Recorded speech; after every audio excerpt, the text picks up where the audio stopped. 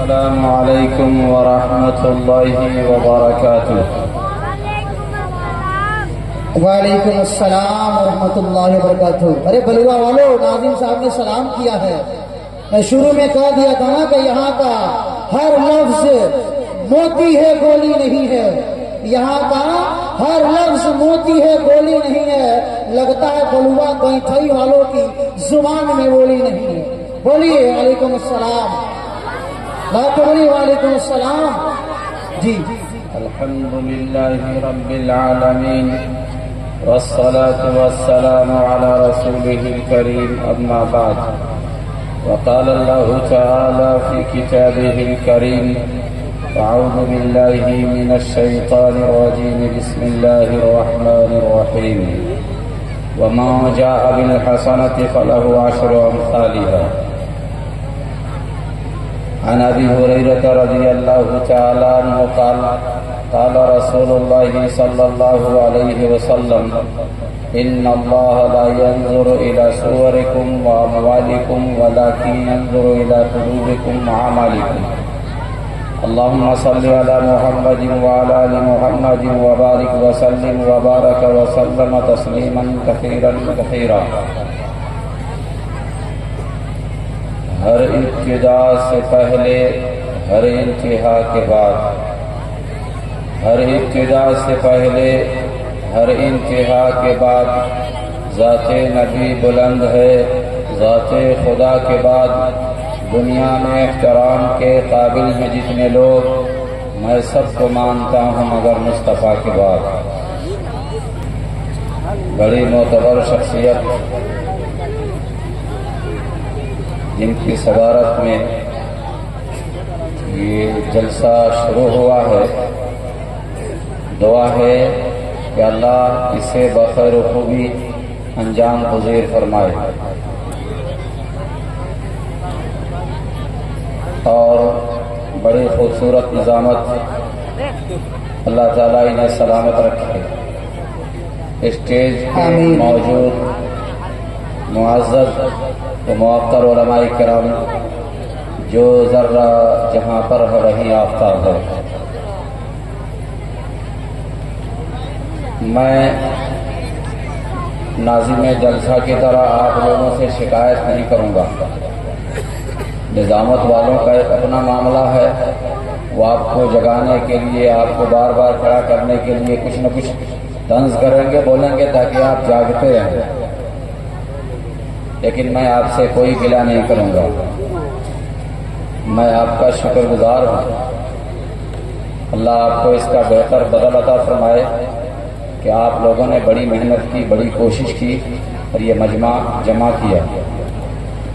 जितने बस्ती के जिम्मेदारान लोग हैं, जितने नौजवानों ने मेहनतें की हैं, जिन लोगों की जान, माल, वक्त और सलाहियत इस जलसे को सजाने में लगी है, अल्लाह उन सबको इसका बेहतर बदल अता फरमाए। आमीन आमीन। बिलखुसूस इमाम साहब को और दीगर इस बस्ती के उलमा को, तलबा को, जिन लोगों ने बड़ी वो जोश में की, अल्लाह उन सबको इसका बेहतर बदल अता फरमाए। आमीन। क्योंकि मैं आपके इलाके का आदमी हूँ, इसीलिए मैं आपकी ज़बान से शुरू करके मैं थोड़ा देखना चाह रहा हूँ कि आप कौन सी ज़बान समझते हैं। क्योंकि होशियार लोग हैं हमारे इलाके में, क्या जिस जगह भी जाइए अब आजकल कोई नादान नहीं रहा, सब होशियार हो रहे हैं। छोटे बच्चे हों, बड़े हों, बूढ़े हों, पढ़े लिखे हों, अनपढ़ हों, इस मोबाइल ने नाबालिग को भी बालिग कर दिया, नादान को भी होशियार कर दिया। जिस अंगूठा छाप को कुछ भी नहीं आता, वो भी मोबाइल लेके अल्लाह उधर में लगा हुआ, कितना मालूम है। इसलिए मैं आपकी ज़बान में बात करके और शुरुआत करके फिर असल मकसद पे आऊँगा। आजकल कोई बुर्बक नहीं खे, सभे होशमंद बाटे। आजकल कोई बुर्बक नहीं खे, सभे होशमंद बाटे। सबका बाटे बुद्धि ज्ञान, सभे अकलमंद बाटे। आजकल कोई बुर्बक नहीं खे, सभे होशमंद बाटे। सबका बाटे बुद्धि ज्ञान, सभे अकलमंद बाटे।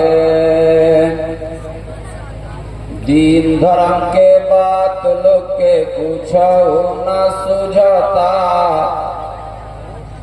दीन धर्म के बात लोग के पूछो न सुझता। अपना गाड़ी केहू के पूछो लोग ना बुझता। इतना चिल्ला चिल्ली लग रहा है, इतना जलसा जुलसी हो रहा है, इतना महलूद मिलाद हो रहा है कि जहाँ है वहीं के वहीं है, पता नहीं। दीन धर्म के बात लोग के पूछो न सुझता। अपना गाड़ी केहू के पूछो लोग ना बुझता। सही बात केहू के जब कोई समझाता। बातों कर मानत नहीं के खिल्ली उड़ाता। उहे काम करता जन जेकरा पसंद बाटे। दुनिया कमाए में फरफंद बाटे। आजकल कोई बुर्बक नहीं खे, सबे होशमंद बाटे। सबका बाटे बुद्धि ज्ञान, सभे अकलमंद बाटे। खेत में छोटा सा बच्चा भी जाए जी, खेसारी उजाड़ दे जी, तब देख लेगा कि खेत वाला आ गया तो वो भी छुप जाए। यानी उस बच्चे को भी पता है कि हम चोरी कर रहे हैं। नादान उसको पता है चोर है, समझ में चोरी कर। बच्चा भी ना बच्चा है, उसको भी डर है कि खेत वाला का माल है, हम गलत कर ऐसा जी। आजकल कोई हम माँ बाप से मोहब्बत नहीं के, भाई से ना पटता। मैं कहता हूँ आज का सबसे मजबूत रिश्ता दूगो है, एगो ससुराली या एगो सड़ुआना। आज के डेट में ये दूगो से मजबूत रिश्ता कोनो नहीं है। आधा दर्जन साड़ू होगा तो सबका नंबर लिख के रखेगा, और एगो बहन होगी तो उसका नंबर डिलीट हो जाएगा। अरे कहाँ उसका नंबर भुला गया। माँ बाप से मोहब्बत नहीं खे, भाई से ना पटता। ससुराली में जाके लोग टूअर लेखन सटता। माँ बाप से मोहब्बत नहीं खे, भाई से ना पटता। ससुराली में जाके लोग टूअर लेखन सटता। बैठ के वहाँ खात नहीं खे, लेबर लेखन खटता। कितनो दुख सहता पसंद बाटे। दुनिया कमाए में फरफंद बाटे। मैडम का हाल है, जिनको बड़े प्यार से लाया गया है, बल्कि आज के दौर में नाचते जाते उधर से नचाते लाते। तो जब नाचते जाते और नचाते लाते हैं, और जब वो घर में तिगनी का नाच नचाती है तो चिल्ला के मौलवी के पास क्यों जाते हैं? ये हमारी बहू हमारी बात नहीं सुनती, हमारा बेटा हमारा बात नहीं सुनता। तूने अल्लाह की नहीं सुनी, अल्लाह के रसूल की नहीं सुनी, तूने कुरान की न सुनी, हदीस की न सुनी, तूने दीन की न सुनी, इस्लाम की न सुनी। तेरा बेटा तेरी कैसे सुन लेगा? तेरी बहू तेरी कैसे सुन लेगा? बगावत तो तुमने सुनी। तो मैडम जब आती हैं, सास ससुर के बात इनका तो निकना सोहाता। वो तो रोग से आई है, अपाहिज लेके आई है। क्या नाम उसका? सास ससुर के बात इनका तो निकना सोहाता। दिन रात नई हर के रास्ता जोहाता। चौथी से पहले ही पड़ा जो आता। आज ससुर के बात इनका तनिक न सोहाता, दिन रात नैहर के रास्ता जोहाता, ना कोई आवता ना कोई जाता, गार्जियन के एकदम प्रतिबंध बाटे, आना जाना बिल्कुल रास्ता बंद बाटे। आजकल कोई बुर्बक नइखे, सबे होशमंद बाटे, सबका बाटे बुद्धि ज्ञान, सबे अकलमंद बाटे। इतना होशियार लोग के बीच में बात के लग जरूरत बा, तो दुआ करा दिया। होशियार के बावजूद भी पढ़े लिखों को पढ़ाना पड़ता है, ना पढ़ाना पड़ता है, बताना पड़ता है जी। दीन एक ऐसा मामला है जिसको लोगों ने यूं समझ लिया है कि फ्री में मिले। जी आपको स्कूल में टीचर बनना है तो मेहनत करना पढ़ना पड़ेगा, बेशक। प्लम्बर बनना है तो पीछे पीछे उस्ताद के घूमना पड़ेगा। आपको राजमिस्त्री बनना है तो आपको लेबर बन के ईंट पत्थर ढोना पड़ेगा। लेकिन दीन का मामला है तो फेसबुकिया मौलवी दुनिया भर का कोनो मसला पूछ लीजिए, हम तो बहुत देखते हैं, बहुत जानते हैं, दिन रात हम देखते हैं। हम हमारे जैसा मौलवाना कहाँ मिलेगा, हम तो बड़का मौलवा हैं। दीन के मामले में पूछने की जरूरत नहीं है। एक आदमी का जी ऊपर उठ गया, अच्छा, ये घुटना से ऊपर उठ गया। मैं मस्जिद में बैठा हुआ था, एक आदमी अब हम हैरान हुए, हमको लगा शायद कि कोई दूसरा फायरिंग किया है, वो टूट गया है, हमको पता होगा। तो हमने कहा हजरत आपको कैसे पता चला कि उसका वजू टूट गया है? तो कहा कि उसका ठेवना नहीं टूट गया। तो हमने पूछा कि वजू कितनी चीजों से टूट जाता है? कहू हम नहीं जाना, तो वजू टूट गया। खुदा का बंदा, तुमको खुद पता ही नहीं है कि वजू कितनी चीजों से टूटता है, और तू कह रहा कि वजू टूट गया, ठेवना टूट गया, वजू टूट गया। एक आदमी कह रहा है वजू करने लगा, गाड़ी देता है तो वजू टूट गया। गाड़ी देने से वजू टूट जाता है। नवाखिसे वजू में 8 चीजें मैंने जो पढ़ी है मुझे मालूम है। 2 सर से, तबलीग जमात वाले बताते हैं, 2 सर से, 2 मुंह से, 2 बदन से और 2 कुठारा से, शर्मगाह से। 2 सर से पागल या बेहोश हो जाना, 2 मुंह से मुंह भर कह करना, या नमाज की हालत में खिलखिला के जोर से हंसना। हल्का सा दांत दिखा देगा तो नहीं टूटेगा, आवाज जब तक नहीं।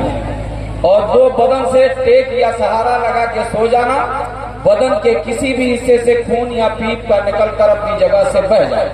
और 2 शर्मगाह से पैखाना पेशाब करना, या रीह का, हवा का पीछे से निकलना, या इन दोनों रास्तों से किसी चीज का निकलना।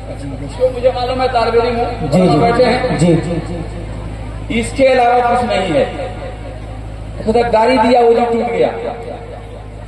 गाली देना हराम है, गाली देना हराम है। लेकिन मैं आपसे पूछता हूँ कि मास्टर बनने के लिए स्कूल खुला हुआ है, डॉक्टर बनने के लिए कॉलेज खुला हुआ है, मौलाना बनने के लिए मदरसा खुला हुआ है, लेकिन गाली देने के लिए कोई स्कूल है,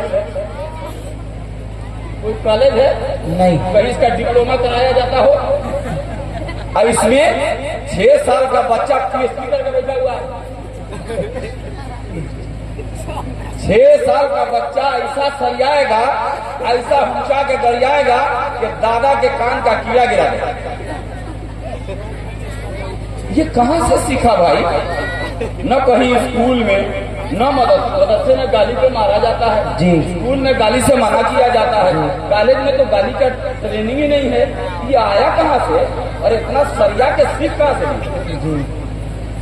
पता चला दादी ने सुनाया तो पोती ने सीख लिया, दादा ने सुनाया तो पोते ने सीख लिया, बाप ने हिंगाया तो बेटे ने सीख लिया। ये सब सीना बसीना फैल रहा है, तेजी के साथ फैल रहा है। ये कौन दिन है हमको समझ नहीं आता।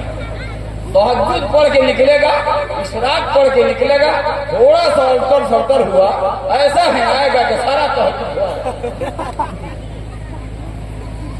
खुदा के बंदे, बड़ी मेहनत किया है तुमने, सारी दुनिया सो रही थी, तू तनाव उठ के रो रहा था, सब लोग अपने काम में लगे थे, सुबह उठा, फजर पढ़ी, तिलावत की, तस्बीह पढ़ी, इशराक पढ़ा, थोड़ा सा गुस्सा क्या आया, तुमने सब कुछ खत्म कर दिया। अच्छा, उससे भी हार जाइए तो हम सीधे साधे लोग, दीनदार लोग, जमाती लोग, नमाजी लोग, मौलाना साहब, मुफ्ती साहब, हाजी साहब, हाजी साहब, ये लोग जब अपने दीनदारों की महफिल में बैठते हैं तो गीबत करते हैं बिल्कुल सुन्नत के मुताबिक। जानते हैं कैसे? पहले लोग गीबत करते थे तो तौबा करते थे, बाद में पहले कर लेते थे, बाद में तौबा करते थे। अब क्या करते हैं? अस्तगफिरुल्लाह, अस्तगफिरुल्लाह, अस्तगफिरुल्लाह। मौलाना साहब कहना तो नहीं चाहिए, पहले 3 बार इस्तगफार होगा, उसके बाद गीबत शुरू। यानी पहले जिक्र कर रहा है, पहले तौबा कर रहा है, तो अब गीबत शुरू कर रहा है, और उसके बाद हाथ धो के पोंछ के निकल रहा है, साफ सुथरा हो गया। या अल्लाह, अल्लाह हम सबको समझ नसीब करे, आमीन। तो आप जाग गए हैं। बोले भाई बोले, जागे बेदान है, अच्छा लग रहा है, आके चिनोटी वाला सुना दिया जाए जी। बेदान है तो बोलिए सुभान अल्लाह। अपने बच्चों को दीनी तालीम दीजिए जी। ये बस्ती में कौन मस्जिद है? एक मस्जिद, एक है, एक ही तो ना है। हम यहाँ पहले भी रह चुके हैं, लेकिन हम मस्जिद में थे तो किसी ने कहा कामना मस्जिद में चल बड़ा तो हमारा बुझा बोली बोल के बता। जैसे कि टेंशनबाजी में भी मस्जिद बन रही है। सही बात है। हमारे जात की मर्जी नहीं चलेगी, दूसरे जात में दूसरे जात में मस्जिद अलग हो जाएगी, दूसरे जात की अलग हो जाएगी। अब जतियाता पे मस्जिद बन रही है, मसलक पे मस्जिद बन रही है।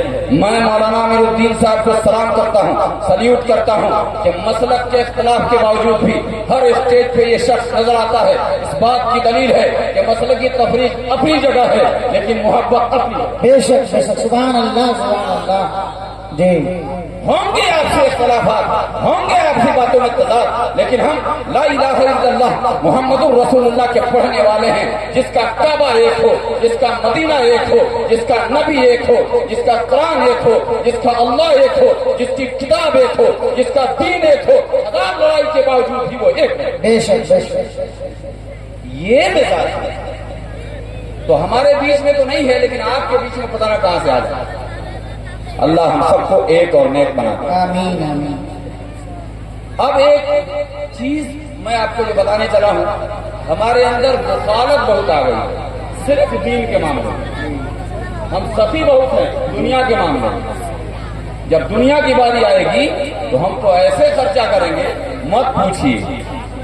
कहीं ठुमका लग रहा हो और कहीं ऑर्केस्ट्रा हो रहा हो, और एक क्या पूछिएगा, उसको बांधने में अलग खर्च है और उसको नचाने वाले में।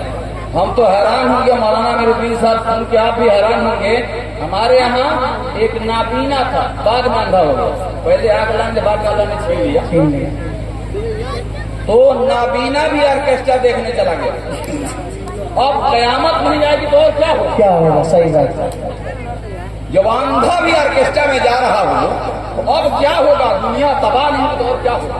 और जानते हैं इनाम भी दे रहा है, उसका इनाम दूसरा लेके अपनी पॉकेट में रख रहा है, दे दिया था, दे दिया, ले रहा है अंधरा से और रख रहा है अपने पॉकेट में, दे दिया, दे दिया, गद्दत हो रहा है।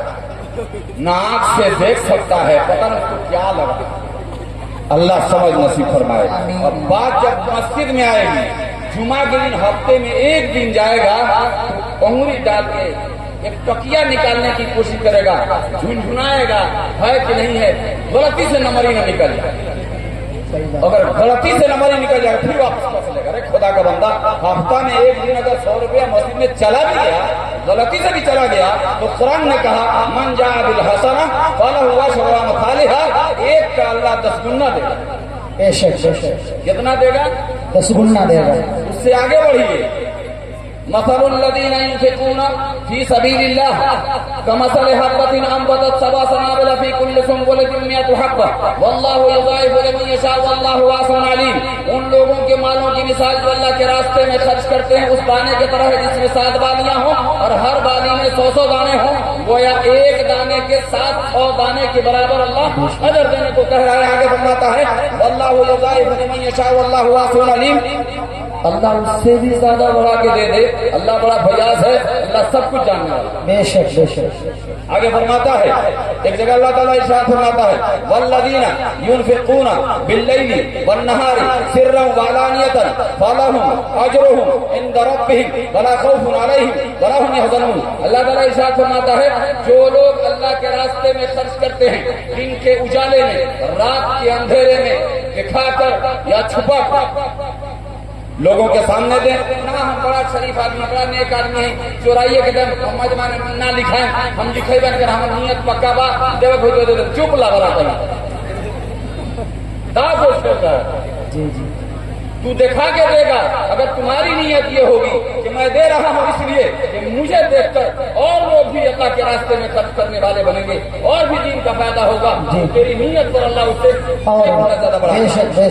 नियत तो बदल लेना ना, हम नाम ना लिखाएं, हम पक्का आदमी है, एक बार देव करा भेंट करिए दे दे, सब दाव पेश है। ये ईमानदारी से बताइए, डॉक्टर के यहाँ जाने के बाद जब तक आप कंपाउंडर के पास नाम ना लिखाइए डॉक्टर आपको देख लेगा ना। हम नाम ना लिखाएं, डायरेक्ट डॉक्टर के यहाँ जाए होगा गर्दनिया पासपोर्ट बना के निकाल लेगा, काट दुनिया।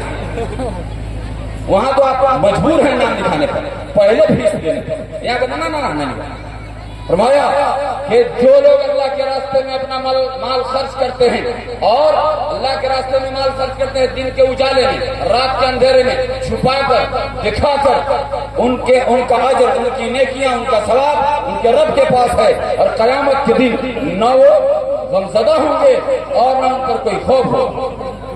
एक जगह अल्लाह ताला इरशाद फरमाता है वयुतइमून अत्ताम अला हुब्बिही मिस्कीनन व यतीमन व असीरा।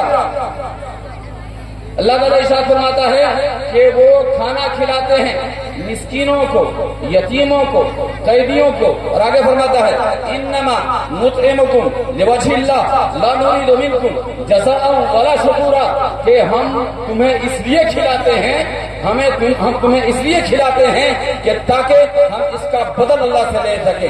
तो हमें इसके बदले में तुमसे कोई बदला या शुक्रिया नहीं चाहिए। तुम थैंक्स बोलो, बदला बोलो, शुक्रिया बोलो, इसकी कोई जरूरत नहीं है।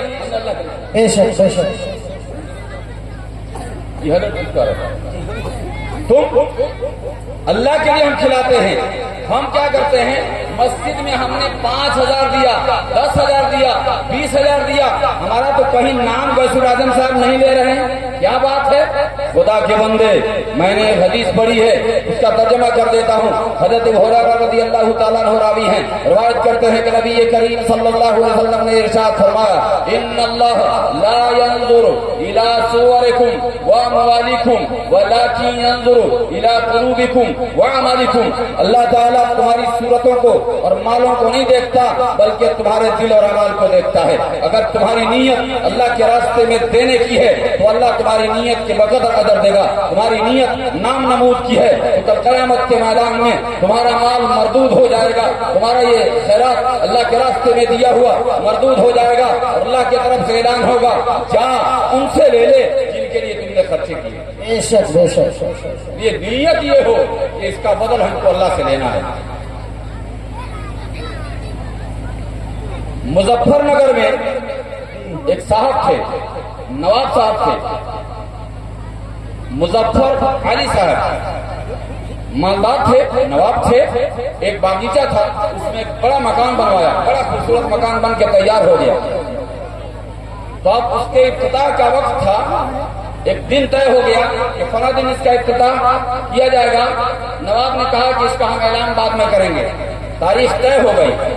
उससे पहले उसी मोहल्ले के एक गरीब शख्स की बेटी की शादी तय हो गई, उसके इफ्तिताह के दिन से पहले तय हो गई। लेकिन इस गरीब के पास मेहमानों को ठहराने के लिए जगह नहीं थी, तो इसने एक साथी से पूछा कि मैं मेहमानों को कहाँ ठहराऊं?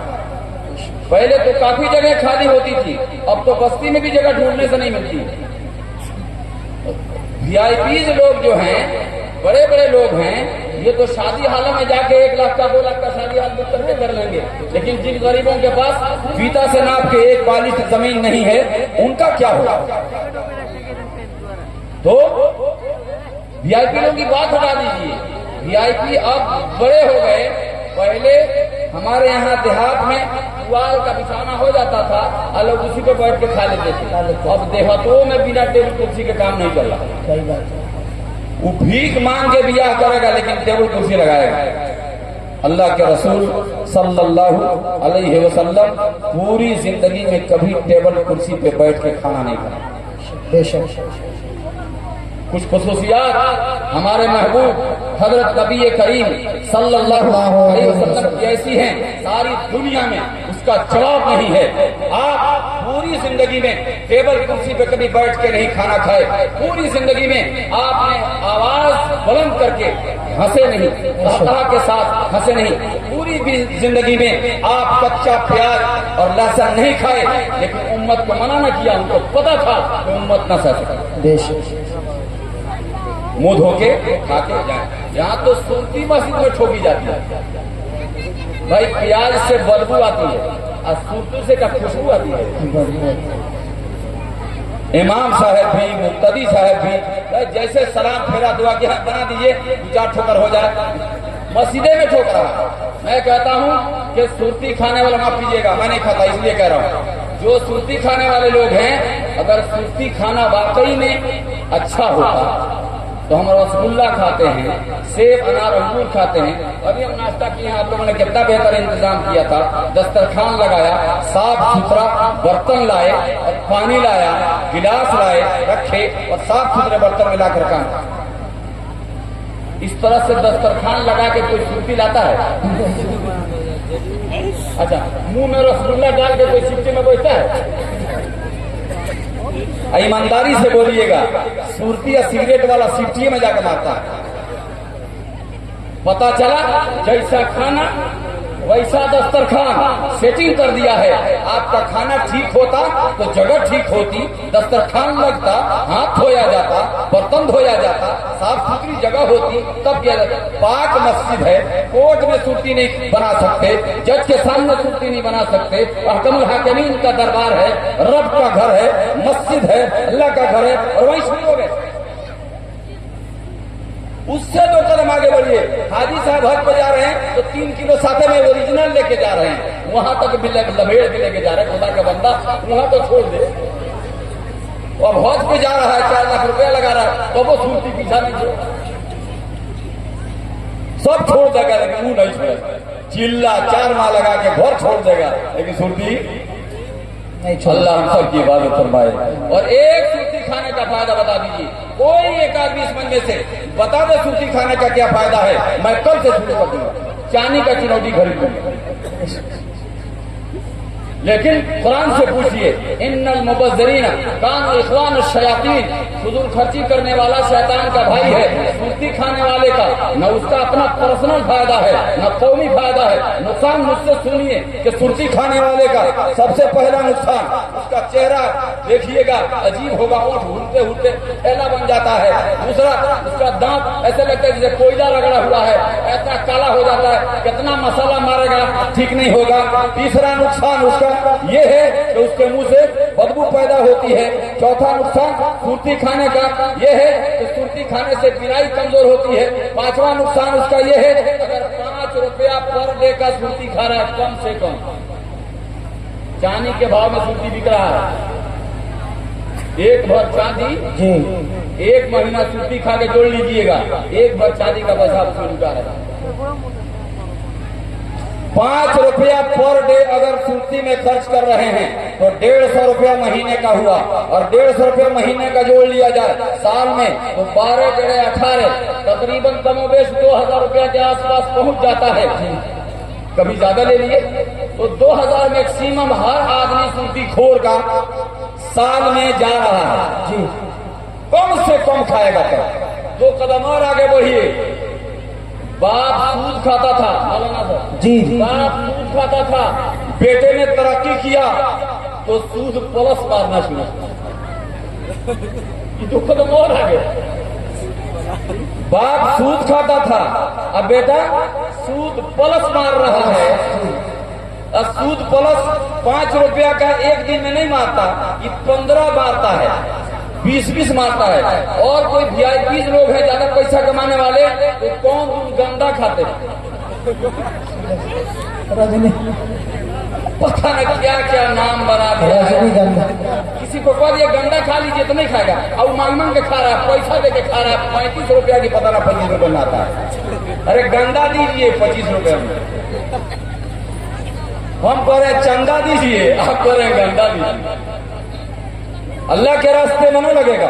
अगर 2000 रुपया साल का आपके सुर्ती खा के थूक देने में चला जाता है, अल्लाह की कसम, अगर हर फर्द तय कर ले इस मजमा में बैठा हुआ कि हर आदमी 2000 रुपया इस मस्जिद को अल्लाह के लिए दे देगा, अल्लाह की कसम अगर 100 आदमी होंगे तो अच्छी खासी बेशक बेशक न हो जाएगा। जी जी इंटरनेट वालों, मैं कहता हूँ कि घर में आटा न हो। आज की नई नस्ल शराब से भी खतरनाक नशे का शिकार है, और शराब से भी डेंजर नशा इंटरनेट का नशा है। घर में आटा न हो तो चैन से सो जाएगा, लेकिन मोबाइल में डाटा न हो आधा पागल हो जाएगा। बेशक बेशक, इसीलिए हजरत कहा गया है कि है बड़े बिगड़े हुए हालात इंटरनेट पर। नौजवानों, है बड़े बिगड़े हुए हालात इंटरनेट पर, सोचकर ही कीजिएगा बात इंटरनेट पर। घर मोबाइल ही चलाने का अगर कुछ शौक है, घर मोबाइल ही चलाने का अगर कुछ शौक है, नबी के नाम को सर्च कर लीजिए इंटरनेट पर।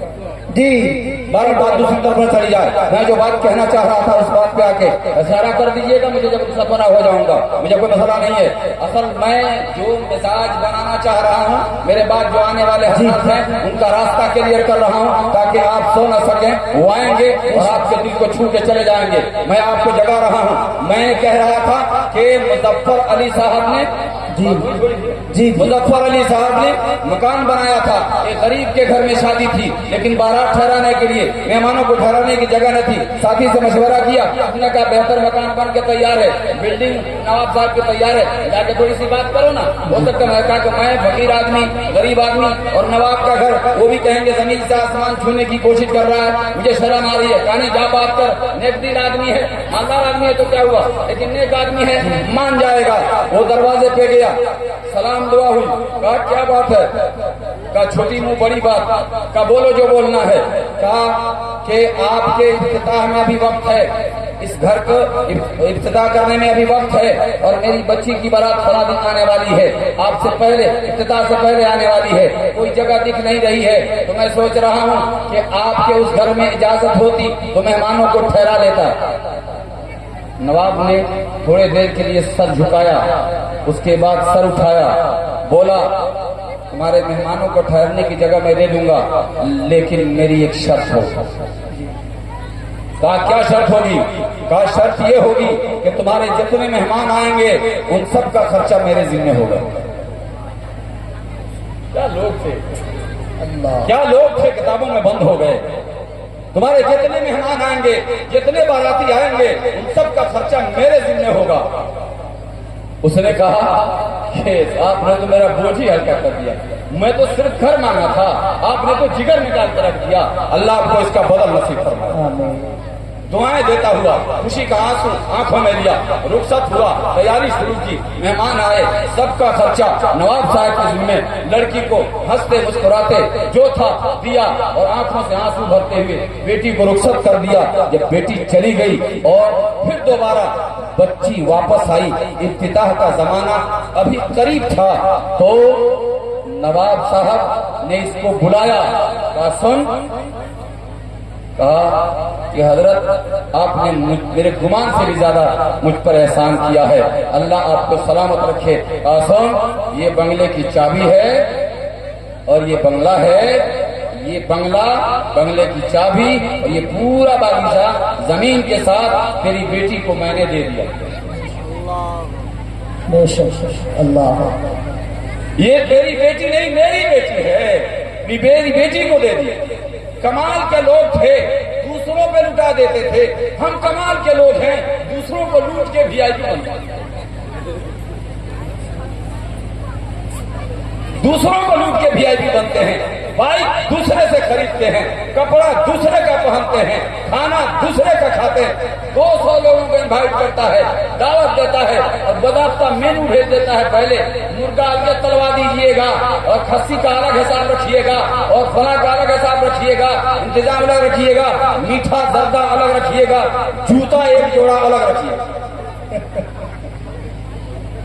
भाई मैं हकायत बोला, कोई दूल्हा इसमें ऐसा बता दे जिसको जो जूता ना मिला हो पहनने के लिए, भाई मैं मारने के लिए कर रहा पहनने के लिए, लेकिन मिला तो है ना। बिना 2 जूते के शादी तो होती नहीं ना। 2 जोड़ी पता नहीं अब बढ़ गया होगा, हमारे जमाने में तो 2 ही था, एक ही जोड़ी। बहरहाल अल्लाह हम सबको समझ नसीब फरमाए और वहां जाते हैं, अल्लाह रहम फरमाए। मौलाना नूरुद्दीन साहब, हमने दोनों कान पकड़ के तौबा कर लिया है, अब बारात में नहीं जाएंगे। क्यों? बारात शरीयत में नहीं है, बारात शरीयत में नहीं है।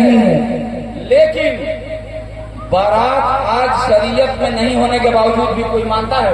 नहीं।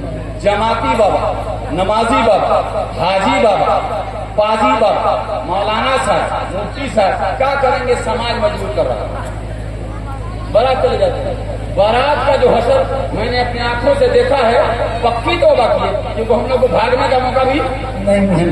आजकल के बारात में इतना शानदार लतम जुत्ती होता है कि मत पूछिए, बचाने वाला नहीं।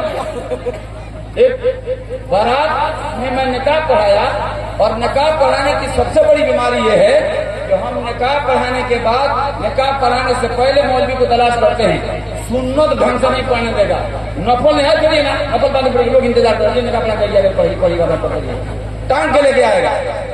आज जैसे कबिल तो कराएंगे, मौलवी खाएगा कि मरेगा कोई पूछेगा नहीं, समझी का हाथ पकड़ के लेके जाएगा। अरे निकाह समझी पढ़ाया था कि मौलवी पढ़ाया? तो पहले किसको खिलाना चाहिए? मौलवी को, समझी को? मेहमान समझी को लेके जा रहा है, मौलवी को भूल गया, सब किया हुआ, हमको पीछे छोड़ दिया, समझी को पकड़ के चला गया। और उसको मूड़ा रखता है, कौन उसको हाड़ी रखता है क्या? हम जैसे तैसे, तो हम इंतजार में थे तो हमको ले जाके खिलाएगा। अभी निकाह पढ़ा के फारिग बैठे थे, जब तक सीट भर गया, कुर्सी भर गई, हम चढ़ाई करने वाले लोग तो है नहीं, सर्दीले लोग हैं, साइड में लगे, चले दूसरा में हम बैठ जाएंगे। तो पहले चक्कर में चला, खस्सी का गोश्त था, चलते चलते किसी ने 4 बार की 5 बार नाम दिया। अब जो चला रहा था तो बसिया में पिया हुआ था, पियक्कर बसिए मारता है, उसको क्या लिख देगा? वो पिया हुआ था, अब कहा कि भरो यही खाला का 5 पैसे मांग के फंसी कभी। अब ये बोलना था, बाराती भड़क गया, अब अंगूठी पहना था, मेरे सामने हुआ, ऐसे मारा कस के फाइटिंग, यहाँ कट गया, खून बहने लगा। जैसे फाइटिंग छोड़ा, उसका खून बहा, उसके बाद उसने पावना उठाया, 3-4 पावना पीठी पर छाप दिया। और जब उसके बाद बाराती या सराती दोनों में जंग शुरू हुई, प्लास्टिक की कुर्सी फट फट टूटी। मैं कहा प्लास्टिक ले जाऊं, भाग के घर चला गया। खुदा के बंदो, ऐसी दावत चल लगा।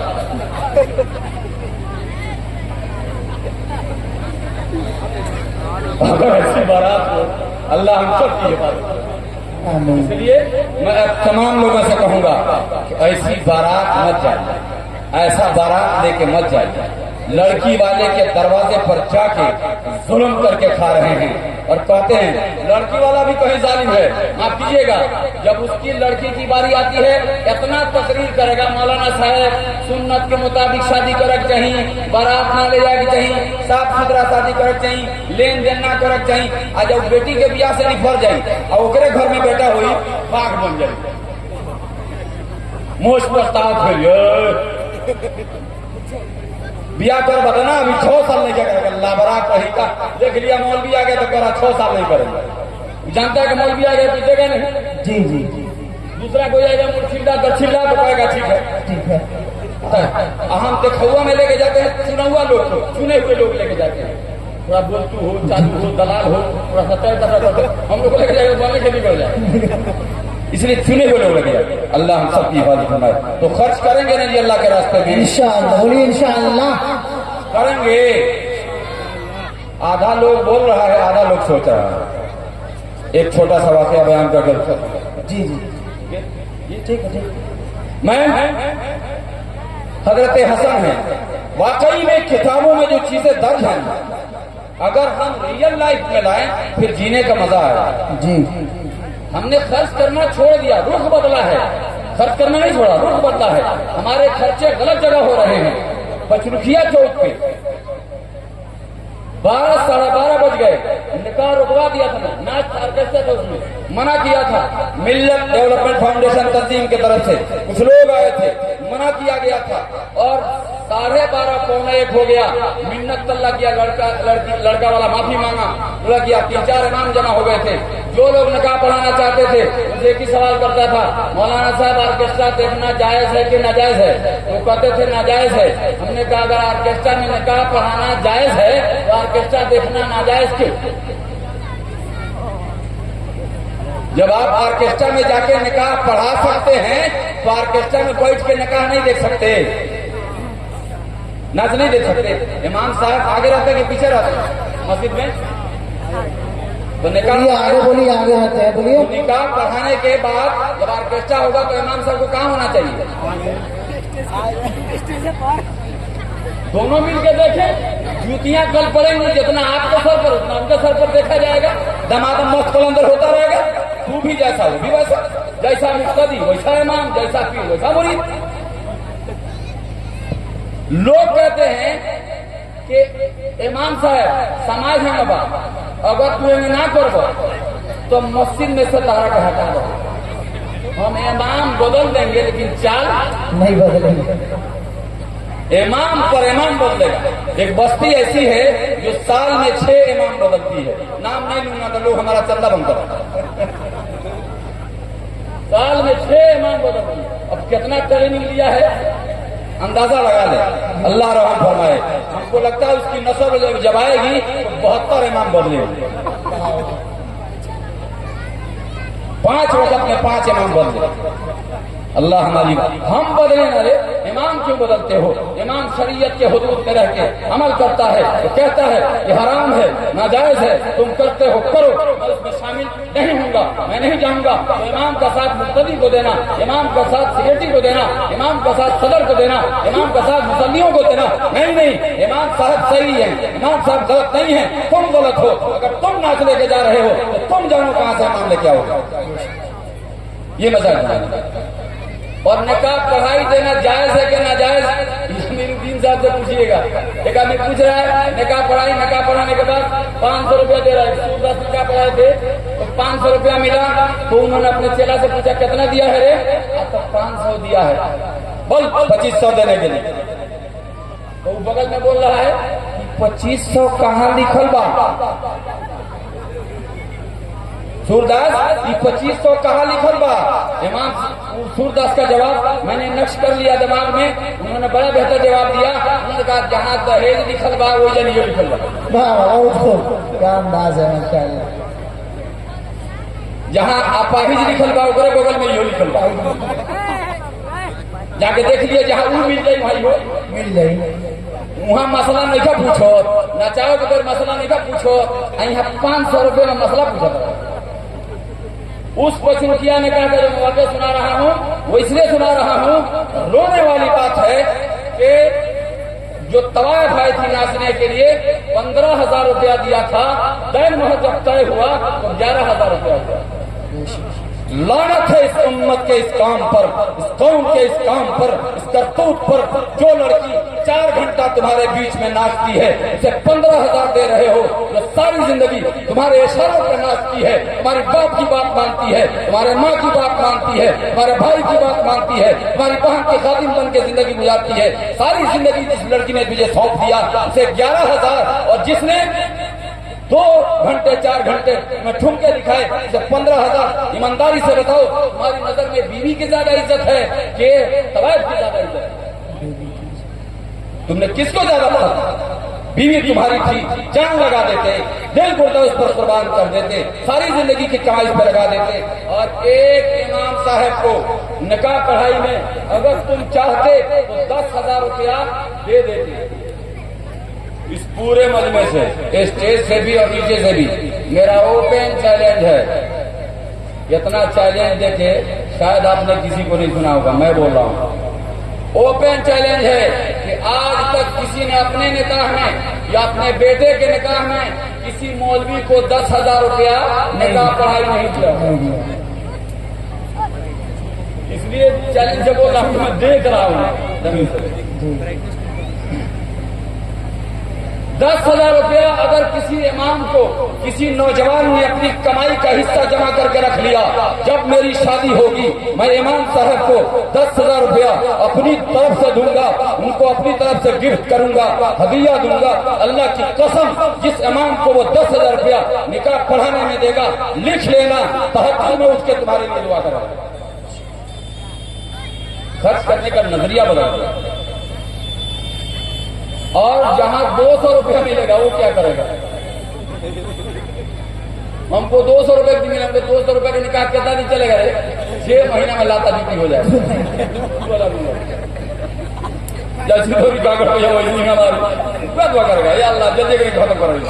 बड़ा कंजा बड़ा दुनू कंजरा बड़ा समझ, ये समझी वो समझी, दोनों को घूमचा के वो समझी 100 रुपए दे रहा है, वो समझी खुशी के दान वहां कल्याण, दान फकीर हम नहीं बोल रहा, खुशी के दान वहां कल्याण। लाबरा कहीं का रंडी को दे रहा है 15,000 और मौलवी को दे रहा है 200, वो भी 2 समझी मिला के दे रहा है।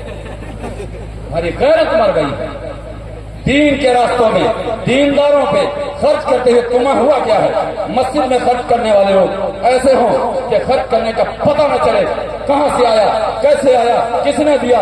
किसी बेटी ने पांव के जेवर दे दिए, गले के जेवर दे दिए। मैं हैरान होता हूं कि हमारे तरफ खर्च करने का रिवाज खत्म हो गया। हजरत हसन, हजरत हुसैन और हजरत जाफर रज़ी अल्लाह तआला अन्हु हज पे जा रहे हैं। सफर में हज का जो सवारी था, सामान रखा हुआ था, वो सामान गुम हो गया। वो ऊँट कहीं भाग गया, खो गया। यहाँ खुली तो देखा ऊँट गायब है, सामान गायब है। वो ज्यादा सफर खत्म है, भूख लगी, प्यास लगी। एक खेमे के पास पहुंचे, बूढ़ी अम्मा पर नजर पड़ी, अम्मा कुछ पीने को मिल जाएगा? कहा ये बकरी है, दूध निकालो पी लो। बकरी निकाला, बकरी का दूध निकाला, पिया, पिलाया। उसके बाद कहा अम्मा भूख लगी है, कुछ खाने को मिल जाएगा? कहा ये बकरी है, जबा करो, गोश्त बना देती हूँ, खा लो। हम हाशमी लोग हैं, खाना खाएंगे, इसका बदल तुम्हारा एहसान। हम जब वहां से हज से वापस लौटेंगे, मदीने आ जाना, तुम्हारे एहसानों का बदल हम चुका देंगे। चले गए, खा पी के। कमाल दिलेर औरत थी, कमाल का खर्च करने का जिगर रखने वाली औरत थी। दूध पिला दिया बकरी का, उसी बकरी को ज़बह कर दिया कुरैशी लोगों के नाम पर, हाशमियों के नाम पर, मेहमानों के नाम पर। आज तो मेहमान छोड़िए, अगर कोई मस्जिद का इमाम या कोई मदरसे का बच्चा, स्टाफ, कोई मुहज्जिन, कोई सफीर अगर आपकी बस्ती में घूमता है। मेरे बच्चे एक बस्ती में घूम रहे थे, 11:30 वरना 11:30 पौने 12 हो गए। बच्चे जब मदरसे में पहुंचे हैं, उनका सूखा हुआ चेहरा देखकर मुझे समझ में आ गया इन मासूमों के साथ जुल्म हुआ है। मैंने कहा बेटो क्या हुआ, खाना नहीं खाए? कहा नहीं, 11:30 तक बस्ती में घूमे, किसी ने पूछा नहीं, और हम गैरत के मारे किसी से सवाल नहीं कर सकते, इसलिए हम किसी से मांगे नहीं। मैंने कहा चिगर पारो, आज हमारा खाना ऐसे लगता है जैसे हराम हो गया। तुम भूखे अब तक रहे और हम खा के आराम करते रहे। कल कयामत के मैदान में हमें माफ कर देना। हमें पता नहीं था कि ये कौम इतनी बेहिस हो गई है कि इसके सफों में, इसकी बस्ती में, इसके गली में ऐसे मासूम लोग घूम रहे हैं, भूख प्यास से तड़प रहे हैं, किसी को गैरत नहीं आ रही है। तेरा बेटा होगा तभी खिलाएगा, तेरा पोता होगा तभी खिलाएगा, तेरा रिश्तेदार होगा तभी खिलाएगा। ये मोहम्मद अरबी के गुलाम हैं, ये मेहमानाने रसूल हैं, ये अल्लाह के दीन के काम करने वाले हैं। कभी अल्लाह के लिए भी खिला देते? इसलिए आदत डालो अल्लाह के लिए खिलाने की, खाने की। वो अल्लाह की बंदी खिलाती, वो सफर से वापस आए, हज से वापस आए, आई गई बात खत्म हो गई, जमाना गुजर गया। बरसों बाद उस औरत के बुरे दिन आ गए और उसका शौहर वो मदीने आ गए और मदीने में ऊंट की मेंगनी जमा करके सुखा के बेचते थे बाजार में। एक दिन हजरत हसन दरवाजे पे खड़े हैं रज़ी अल्लाहु अन्हु, और दरवाजे पे खड़े हैं और उनके सामने उस अम्मा का चेहरा आ गया। पहचान गए, अपने मुहसिन को कौन भूल जाता है, अपने मुहसिन को जिसने एहसान किया है उसे कौन भुलाता है। कमाल, कुर्बान जाओ मेरे दोस्तों और बुजुर्गों कि हम अपने माँ बाप को भूल जाते हैं। जिस माँ ने सारी जिंदगी अपने खून को दूध की शक्ल में तुम्हें पिलाया, जिस बाप ने सारी जिंदगी की कमाई तेरी जवानी की तवानाई में लगा दी, तेरी जवानी की तवानाई में लगा दी, तेरे बाजुओं में दम भरने में लगा दिया, तेरे पाँव को मजबूत करने में लगा दिया, तेरे आंखों की बिनाई को मजबूत करने में लगा दिया, तेरी जबान की गोयाई को मजबूत करने में लगा दिया, तेरे पढ़ाने लिखाने में खर्च कर दिया। वो बाप आज पागल हो गया, वो माँ आज बेवकूफ बन गई, हमारी बीवी हसीन हो गई, पढ़ी लिखी हो गई, तुम उसके फेवर में आकर उस माँ बाप को ठोकर मार के चल दिए। माँ किस हाल में है, बाप किस हाल में है, पूछते नहीं। सुनो सुनो, अपने मोहसिन का एहसान उतारने वाले लोग हाशमी घराने के हैं। हजरत हसन रज़ी अल्लाहु ताला अन्हु ने कहा, अम्मा का चेहरा समझ में आ गया है, ये वो माँ है जिसने बकरी का दूध हमारे लिए फ्री कर दिया था। ये वो माँ है, मैंने भूख लगी तो बकरी को खुला कर दिया था, जबा करो गोश्त बनाई हमें खिला दिया था। हम इस मुहसिना को भूल नहीं सकते। नौकर को भेजा, बुला के लेके आओ। दरवाजे के करीब आई, पूछा अम्मा हमें पहचानती हो? कान्ना नाना, नजर बूढ़ी हो गई, समझ में नहीं आ रहा, हमारा बकरी वाला मेहमान कुछ याद नहीं है, याददाश्त खत्म हो गई। का कोई बात नहीं, तुझे याद हो न हो हमें याद है, हम तुझे नहीं भूल सकते, हमें याद है। कहा अपने नौकर से कि 1000 दिरहम और 1000 बकरी सम्मा को दे दो। कितना? 1000 दिरहम और 1000 बकरी इस अम्मा को दे दो। उसके बाद जब वो दे दिया वो कहा कि इनको हजरत हसन के पास, हुसैन के पास लेके जाओ, मेरे छोटे भाई हैं, उन्होंने भी तो खाया था, वो भी नेकी कमा लें। हमारा हाल ये है कि अगर बेटा कहीं 50 रुपया दे दे और इत्तेफाक से बाप से मुलाकात हो जाए, उससे कहे कि आप कुछ दीजिए तो बटवाना था, अब हम लोग वहाँ हाल ये है कि मैं दे दिया हूँ, मेरे छोटे भाई के पास भी जाओ, वो भी नेकी कमा ले, वो भी कुछ हिस्सा ले ले। वो भाई के पास गए, हजरत हुसैन के पास गए, उन्होंने कहा भैया ने कितना दिया? 1000 बकरी और 1000 दिरहम दिया। उन्होंने भी 1000 बकरी और 1000 दिरहम दिया। भाई अम्मा को दे दो। कितने हो गए? 2000 दिरहम और 2000 बकरियां। हम एक बकरी का सिला है ये, आगे लगे। कहा उन्होंने कहा जाओ हजरत जाफर के पास, उन्होंने भी तो खाना खाया था, उन्होंने भी तो बकरी का गोश्त खाया था, उन्होंने भी दूध पिया था, वो भी नेकियों में हिस्सा ले ले। जब हजरत जाफर रज़ी अल्लाहु ताला अन्हु के पास पहुंचे, हजरत जाफर रज़ी अल्लाहु ताला ने कहा कि उन दोनों ने क्या दिया? दोनों ने 1000 दिरहम और 1000 बकरियां दी। उन्होंने 2000 दिरहम और 2000 बकरियां। अल्लाह अकबर, अल्लाह। 2000 दिरहम और 2000 बकरियां दी। कितना हो गया? 4000 दिरहम और 4000 बकरियां। एक बकरी, मरियल बकरी, फंसी में नहीं था, मरियल बकरी का ये सिला मिला। क्या लोग थे, क्या एहसान चुकाने वाले लोग थे, किस अंदाज में खर्च करने वाले लोग थे। और आपने खुसरू का नाम सुना होगा, खुसरू परवेज, ये जालिम जिसने नबी करीम सल्लल्लाहु अलैहि वसल्लम का खत फाड़ा था, ये बहुत जालिम था, लेकिन इसके अंदर एक आदत थी, सफी बड़ा था, खर्च बड़ा करता था। एक दिन उसके दरबार में एक मछली वाला आ गया, तो उसने कहा ये मछली देगा? हाँ दे देंगे। मछली लिया और एक मछली को, अरे अरे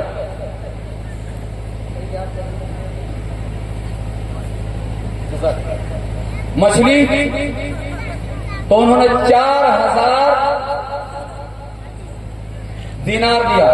कितना दिया? 4000 दिनार उसने दिया। जब वो लेके चलने लगा तो बीवी साइड से पूछने लगी, खुदा के बंदे तुम क्या कर रहे हो? इस तरह से खर्चा करोगे, एक मछली पर 4000 दिनार, तुम तो बर्बाद कर दोगे, खजाना खाली कर दोगे। मांगो उससे, एक मछली का इतना पैसा होता है। कहा अल्लाह के बंदी, जब मैंने दे दिया किस मुंह से मांगूंगा? और मैं बादशाह हूँ, कैसे मांगूंगा? शर्म नहीं आएगी? कहा एक बहाना तलाश करो। कहा कौन सा बहाना? कहा उसको बुलाओ। बुलाया गया। कहा क्या बहाना तलाश करें? तो कहा उससे कहो कि ये मछली नर है कि मादा? और जब वो कहे कि नर है तो कह दो मादा चाहिए, और जब कहे मादा है तो कह दो नर चाहिए। दोनों में से कोई एक होगा। और उसके बाद जब कहेगा ना नहीं है, हमको ये नहीं ये चाहिए, वापस कर दो, पैसा ले लो। कहा अच्छा आइडिया है। होम मिनिस्टर की बात कौन नहीं मानता? आप समझते ना? होम मिनिस्टर से मेरा मुराद अमित शाह नहीं है भाई। होम मिनिस्टर से मुराद आप जानते हैं अच्छी तरह से, मौलाना सदर आलम साहब आपके सामने आने वाले हैं, बात करेंगे। एक बस्ती में एक मौलाना साहब, एक क्या बोलते हैं, नई नई शादी हुई थी और वो अपनी बीवी से बहुत टूट के प्यार करते थे। तो बाजार जाने लगे तो उन्होंने कहा कि मैडम कुछ मशवरा दे दो, बाजार जा रहा हूं। तो कहा कि बूढ़े बड़ों से मशवरा देते हैं, हमसे करते कुछ बता दो। कहा दुकान पे जाइएगा, दुकानदार जितना बोले उसका आधा रेट बताइएगा। दुकान पे जाइएगा, दुकानदार जितना बोले उसका आधा रेट लगाइएगा। एक दुकान पे गया, दुकानदार से कहा ये छतरी बिकने वाली है? कहा हाँ, सुबह सुबह का मसला है। कहा जी कितना है? कहा 120 रुपया। इसको बीवी की बात याद आ गई। बीवी ने कहा था दुकानदार जितना बोले उसका आधा बोलना। सुबह सुबह पहला कस्टमर दरवाजे पर पहुंचा, जो उसने कहा 120, तो इसने बीवी की बात याद करके कहा 60 रुपए में दोगे। दुकानदार को तो ऐसे लगा जैसे मार्केट का मुंह फूट, लेकिन दुकानदार है। कहा गया कि औरत को शर्म, बनिया को नरम, सरकार को गरम, छोड़ दे तीनों ही कर्म तो हो जाएगा बेभरम। बनिया नरम ना हो तो सौदा ना बेच सकेगा। बर्दाश्त कर लिया, गुस्सा पी लिया, कहा सुनिए कब गया सुबह सुबह मुझे खराब किया, दवा यहाँ से। पहला कस्टमर आके भेजा खा रहा है, जब जाने लगा तो फिर बुलाया, आओ सुन, ना मेरा 120 ना तेरा 60, 100 रुपया दे और छतरी लेके चला जा। पहला कस्टमर है। उसको फिर बीवी की बात याद आ गई। बीवी ने कहा था कि दुकानदार जितना बोले उसका आधा बोलिएगा। इसने कहा 50 रुपए में दोगे। इसने कहा बड़ा पागल आदमी है, सुबह सुबह खोपड़ा खाने चला आया, तुमको किसने भेजा मार्केट में? कहीं मार्केट में नहीं गया क्या? आगे नहीं ऐसे। फिर डांट मार के भगाया, फिर जाने लगा तो फिर कहा सुनी दो चल दिया। 2 बार मैंने भेजा खा लिया, मैं खराब कर लिया, अब आखिरी बार बोल रहा हूँ नफा छोड़ दे। सुबह सुबह पहला कस्टमर, बोनी का टाइम है, बोनी खराब ना कर, चल 80 रुपया दे दे, लेके चला जा। इसको फिर बीवी की बात याद आ गई। बीवी ने कहा था दुकानदार जितना बोले उसका आधा देना। इसने कहा 40 रुपया में दोगे। अब तो दुकानदार को लगा कि इसको जूता मारना चाहिए, लेकिन फिर भी सब्र किया। कहने लगा अब गुस्से में बोल रहा है, फ्री में लोगे? क्या बोलता है? फ्री में ले लो। फ्री में लोगे? हाँ हाँ, दो को दोगे।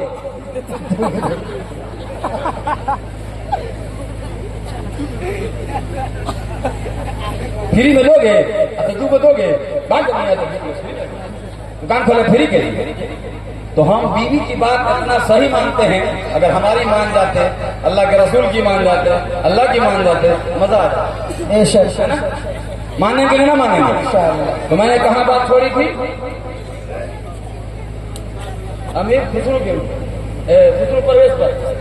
हाँ, तो बीवी ने कहा, इसने बुलाया, कहा कि नर है कि मादा। वो देख लिया था कि बीवी इसके कान में कुछ कर रही है, समझ गया था कि कोई साइड मारी होगी, इसका कोई साइड असर करेगा, साइड इफेक्ट होगा। तो बोला क्या बात है? कहा ये नर है कि मादा है, बताओ ना। तो कहा कि हुजूर बात दरअसल ये है, ये न नर है न मादा है, ये बीच बिछुआ है। वो भी समझ गया था। अब उसकी बात पर वो शर्मिंदा हो गया, तो उसने 4000 दिनार और दिए। कहा लेके जा, तो मैं बड़ी अच्छी बात कर लेता। तो लेके जाने लगा तो उसमें से एक सिक्का गिर गया, तो उसको भी उठाने लगा। तो बीवी ने कहा कैसा कमबख्त आदमी है, इसकी कई नस्लों को खाने के लिए काफी हो जाएगा। 8000 दिनार है, इसको समझ नहीं आ रहा, एक पैसा गिर गया, उसको भी उठा रहा है, इसे छीन ले सारा। उसको बुलाया गया, सुन इतना कंजूस आदमी है, इतना लेने के बाद भी एक सिक्का के लिए तू खड़ा रहा, उसको भी उठा रहा है। बात वो नहीं है। का फिर बात क्या है? बात दरअसल ये है कि सिक्का पर आपकी तस्वीर बनी हुई है, गिर गया था, किसी का पांव आ जाता तो आपकी बेहुरमती हो जाती, उससे बर्दाश्त नहीं हुआ, इसलिए मैंने उठा लिया। इसको 4000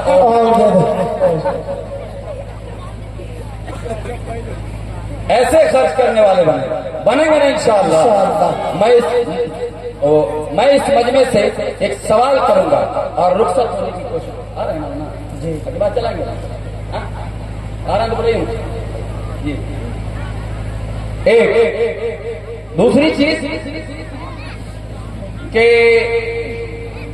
हदीस एक है, अन अबी सईद रज़ियल्लाहु तआला अन्हु अन नबी सल्लल्लाहु अलैहि वसल्लम क़ाल मन कसा मुस्लिमन सौबन अला उरी कसाहुल्लाहु मिन खुदरिल जन्नह। जो मुसलमान किसी मुसलमान को नंगेपन की हालत में कपड़ा पहनाता है, अल्लाह ताला उसे जन्नत का सब्ज लिबास पहनाएंगे। वमन अतअमा मुस्लिमन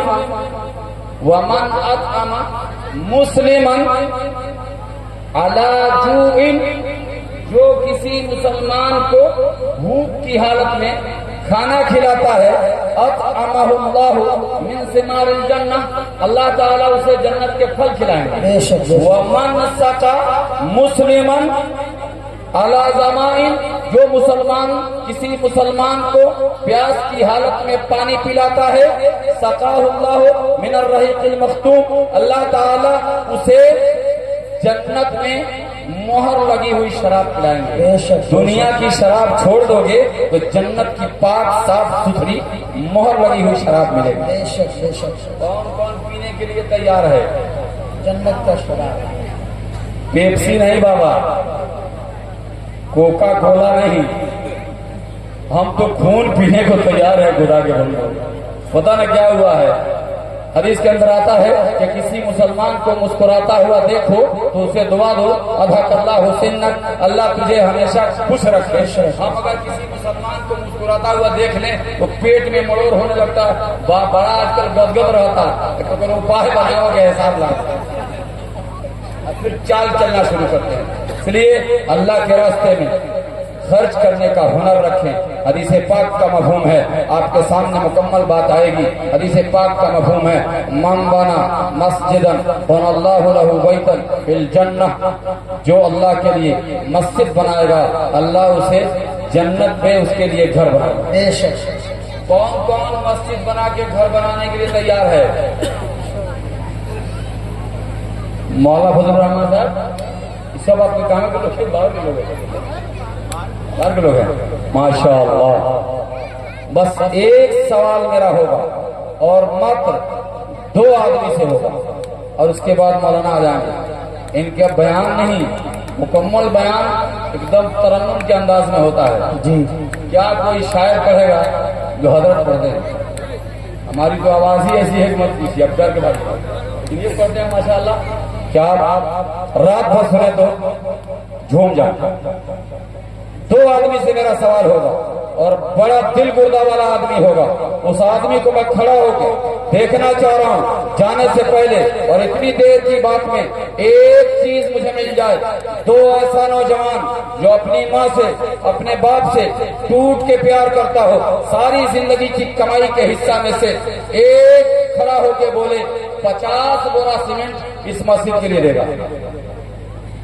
2 आदमी चाहिए। 50 बोरा सीमेंट अपनी सारी जिंदगी की कमाई में से, ये बीवी के लिए खर्चा किया, बेटा के लिए खर्चा किया, बेटी के लिए खर्चा किया, कल कयामत में सब का भूल हो जाएगा, सब बेवफाई कर जाएंगे, लेकिन ये तुम्हारा माल तुम्हारे हर सामने काम आएगा। 50 बोरी सीमेंट के लिए इस बस्ती का कोई मालदार हो, बाहर का कोई मालदार हो, दिलदार हो, हिम्मत कर ले कि मैं 1 महीने की, 20 दिन की, 15 दिन की कमाई अल्लाह के रास्ते में खर्च करूंगा। कोई एक बिस्मिल्लाह कर ले इस मजमे जला के मशाले जहां हम दोनों से बात चले, जो घर को आग लगाए हमारे साथ चले। अल्लाहू अकबर। अफरोज माशाअल्लाह, अल्लाह कबूल फरमाए। बस्ती को सलाम है, सल्यूट है। मैं सलाम करता हूँ इस बस्ती के लोगों को। अल्लाह आपके जान माल में बरकत अता फरमाए। वो मेरा शागिर्द है अल्लाह उनको करवट करवट जन्नत नसीब फरमाए। अल्लाह अकबर। अल्लाह ऐसे बेटे को कबूल फरमाए। अब भी उम्मत बांझ नहीं है। उम्मीद है अल्लाह की जात से इंशाअल्लाह आप जिस तरह बैठे हैं बैठ के सुनेंगे और काम करेंगे।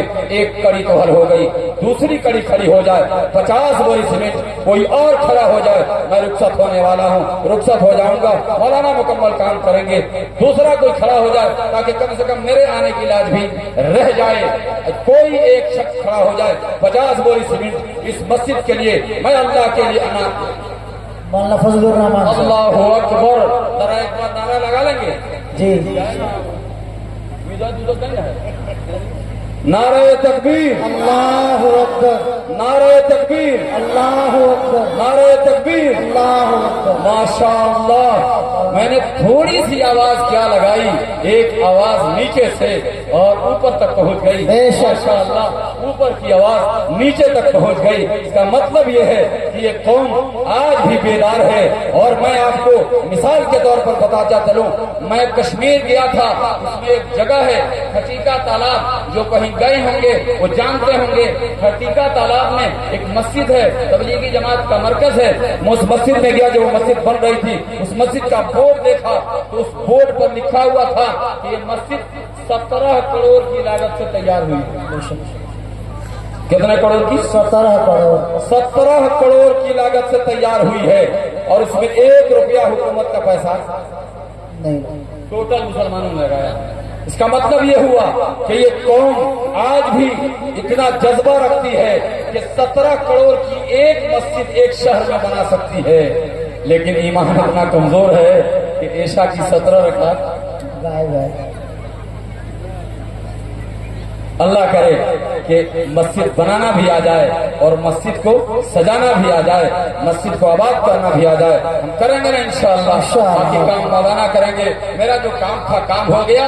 मौलाना फजलुर रहमान साहब की तरफ से आया तो उस पर एक बात जहन में आ गई कि मौलाना मक्की साहब खाना काबा में दर्द दे रहे थे तो उन्होंने वो नबी करीम सल्लल्लाहु अलैहि वसल्लम गिनाया था।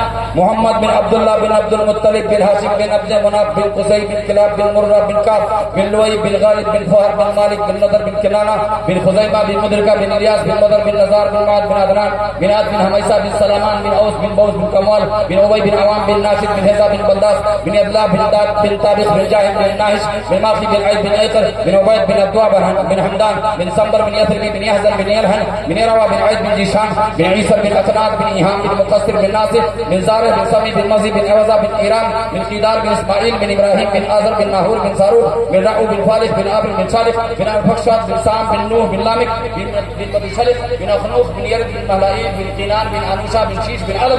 अल्लाहु अकबर। तो उन्होंने कहा था कि डॉक्टरों की टीम है, इनमें से कोई एक खड़ा होकर नबी करीम सल्लल्लाहु अलैहि वसल्लम का नसब मोहम्मद से अदनान तक गिना दे तो मैं 1000 रियाल खाने काबा में इनाम दूंगा और मौलवी के पॉकेट से पैसा निकलना कयामत की निशानी समझिए। ये नहीं करता है। इसलिए अल्लाह आप सबको सलामत रखे। आप सबसे एक वादा लेना चाहूंगा कि जो यहाँ मजमा बैठा है, जब तक मस्जिद का काम मुकम्मल न हो जाए, जान की, माल की, वक्त की बाजी लगाकर इस मस्जिद को आलीशान मस्जिद बनाना है। बनाएंगे ना इंशाअल्लाह? इंशाअल्लाह। मिलेंगे नहीं ना इंशाअल्लाह? हाथ उठा के बोलिए इंशाअल्लाह। माशाअल्लाह। उम्मीद अभी कुछ बाकी है।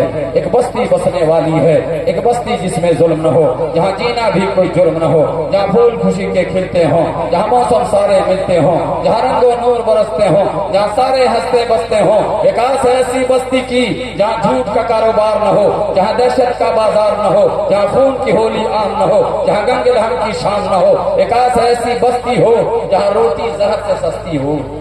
इसी उम्मीद पे बात हो रही है। एक आस ऐसी बस्ती हो जहाँ रोटी जहर से सस्ती हो, जहाँ मुंसिफ से इंसाफ मिले, जहाँ दिल सबका सब साफ मिले। वो बस्ती काश तुम्हारी हो, वो बस्ती काश हमारी हो। जब दमे वापसी हो या अल्लाह, लब पे हो ला इलाहा इल्लल्लाह।